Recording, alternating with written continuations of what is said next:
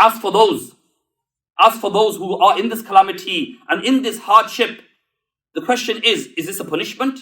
Are these earthquakes, landslides, are these punishments? And if it is punishments, what have these innocent people done? Let us understand this in the light of the Quran and the Hadith. Many examples could be given and many scenarios could be explained. However, a few things we want to understand.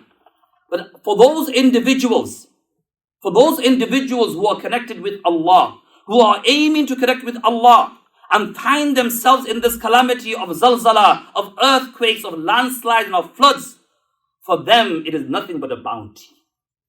They will leave people crying, Allahu Akbar. They will leave the loved ones crying, but they will leave the dunya smiling. Because what the ultimate end journey for every single one of us is death. It is our yaqeen and our belief. Kullu nafsin dha'iqatul maut. Every single one of you will taste death. And Allah decides, because He is the master, He can give you individual death, He can give it retail, or He can do it wholesale.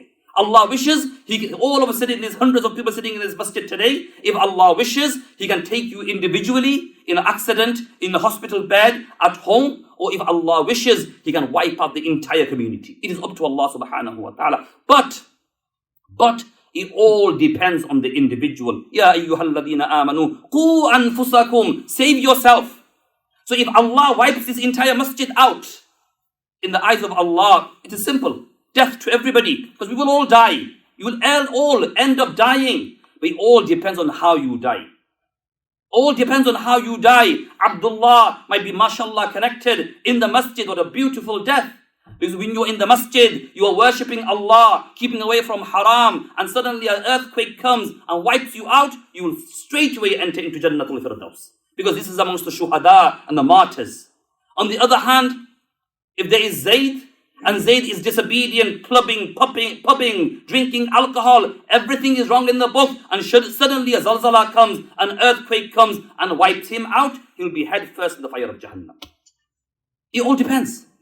So yes, these zalazil, these earthquakes and these landslides, it is either a mercy for those who are connected with Allah, or it is an azab for those who are disconnected from Allah. It all depends. It is not very universal.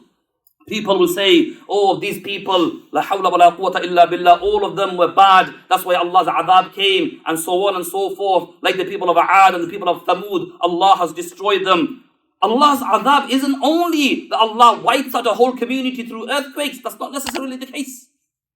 If a person disobeys Allah, if a person rejects Allah, if a person is disobedient to Allah, Allah could give them death upon kufr. That is the azab of Allah. It all depends.